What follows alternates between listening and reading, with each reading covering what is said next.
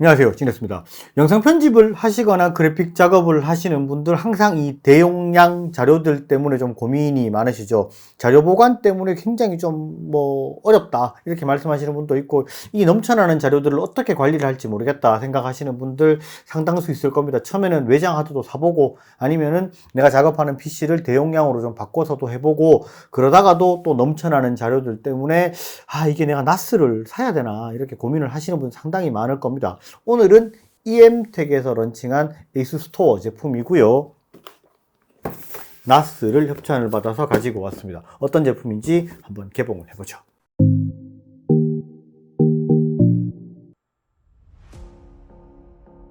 아수스 스토어의 제품이고요. 드라이브 스토어 2 AS1102T 제품입니다. 기본적인 사양을 살펴보면 CPU는 리얼텍의 쿼드코어인 RTD1296이 장착되어 있고요. 메모리는 DDR4 1기가가 장착되어 있고 추가 장착은 불가능한 모델입니다.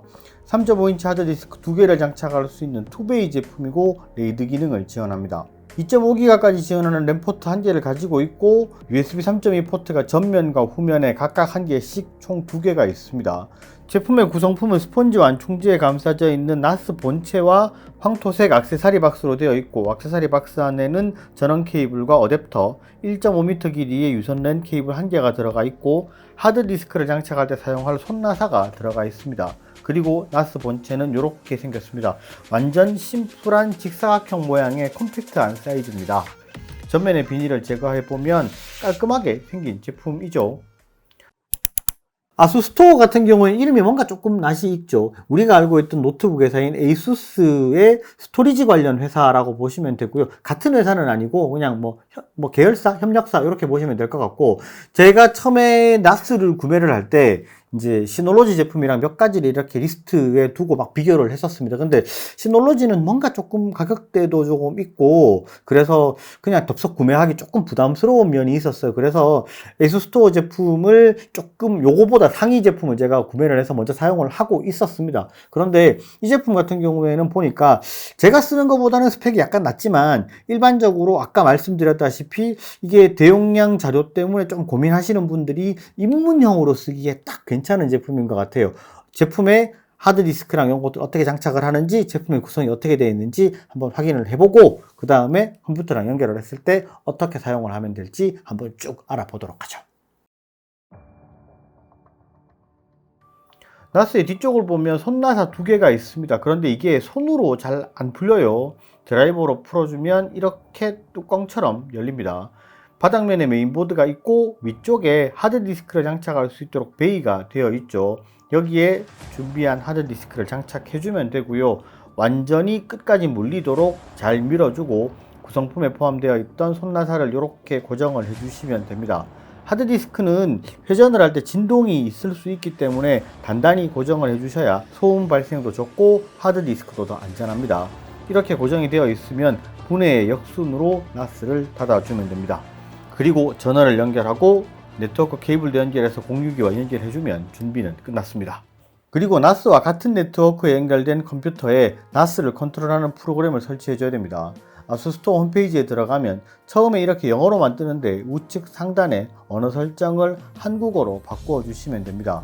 그리고 지원 다운로드로 들어가서 연결한 제품을 선택을 하면 이렇게 페이지가 바뀌죠. 여기서 ACC 아수스 스토어 컨트롤 센터라는 프로그램을 다운받아 주면 되고요. 윈도우를 사용하시는 분은 윈도우를, 맥을 사용하시는 분은 맥용을 다운받아서 설치를 해주시면 됩니다. 설치된 프로그램을 실행을 해주면 컨트롤 프로그램이 실행이 되면서 네트워크에 연결된 나스를 찾아냅니다. 초기화되지 않았다고 뜨죠? 클릭을 해주면 웹브라우저가 실행이 되면서 창이 열립니다. 거기서 언어 설정을 해주고 안내하는 대로 넘어가주면 됩니다. 처음 연결이니까 나스의 펌웨어인 ADM 업데이트부터 진행을 할게요. 그러면 따로 손댈 거 없이 그냥 알아서 진행을 합니다. 이 과정에서는 정말 아무것도 할 게 없고요. 그냥 알아서 진행이 되도록 놔두면 됩니다. 그리고 재시작이 되면 약관에 동의를 하고 다음 쭉쭉 넘어가면 되고요. 그리고 여기서 나스의 관리자 계정을 만들어주고 다음 이 부분이 가장 중요한 부분입니다. 연결한 하드의 구성을 어떻게 할지를 물어봅니다.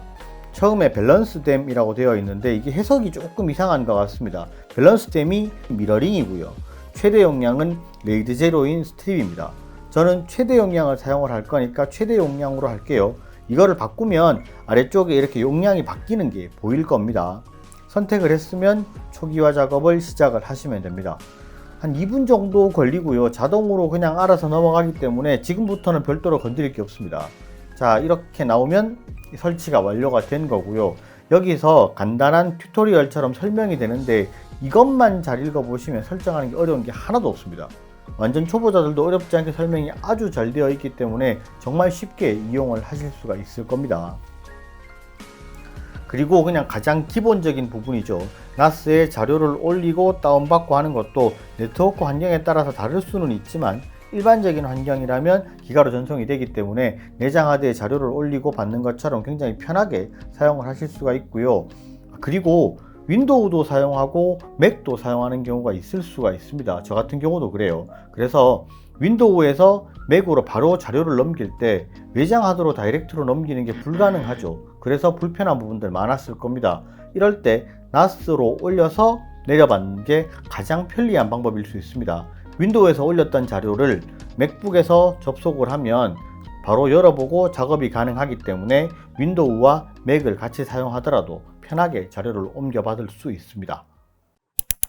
NAS라고 하면 조금 어렵게 생각하시는 분들이 많은 게 사실입니다. 이게 좀 왠지 좀 전문가여야 될 것 같고 뭔가를 잘해야지 내가 이거를 다룰 수 있을 것 같고 그래서 이게 좀 어렵다라고 생각하시는 분들이 많을 수 있는데 그냥 네트워크에 연결되어 있다 뿐이지 외장 하드다라고 생각을 하고 사용을 하셔도 큰 무리는 없습니다. 그리고 입문용으로 이렇게 써보시면서 그냥 NAS에 친숙해질 수 있는 그런 제품이라고 보시면 될 것 같고 사실 금액대 허들도 별로 높지는 않습니다. 그러니까 그냥 내가 여러 가지 하드디스크를 사용하는 게 좀 남는 게 있다. 그러신 분들은 구매를 해서 한번 사용을 해보시고 NAS 별로 어렵지 않네 라고 생각할 수 있을 만큼 조금 사용하기 편한 제품이라고 보셔도 돼요. 그냥 일반적으로 사용할 때 그냥 회사에서 아니면 내가 집에서 그냥 데이터 서버처럼 사용할 수 있는 그런 놈이다라고 보시면 될 것 같고 조금 어렵지 않게 사용할 수 있도록 굉장히 이제 뭐 프로그램들이나 이런 것들이 잘 돼 있기 때문에 쓰시면서 조금 좀 만만하게 생각할 수 있는 그런 NAS 제품이지 않나라고 생각이 되고요. 이게 저는 개인적으로 그렇습니다. 이제 보통 그 컴퓨터 관련 그 다음에 이런 이제 좀 스토리지라든지 이런 게 좀 어려운 단어들이 붙어버리면 조금 어렵게 생각하시고 좀 이렇게 뒤로 물러나시는 분들이 있는데 그렇게 생각할 필요 없이 그냥 무식하게 한 번씩 이렇게 써봐도 괜찮지 않나라고 생각이 되고요. 이 제품 같은 경우에는 그냥 입문용으로 만만하게 사용하기 괜찮은 제품인 것 같습니다. 오늘 영상은 여기까지 하고요. 영상이 좋으셨으면 좋아요, 구독 꼭 부탁드리겠습니다. 감사합니다. 지네스였습니다.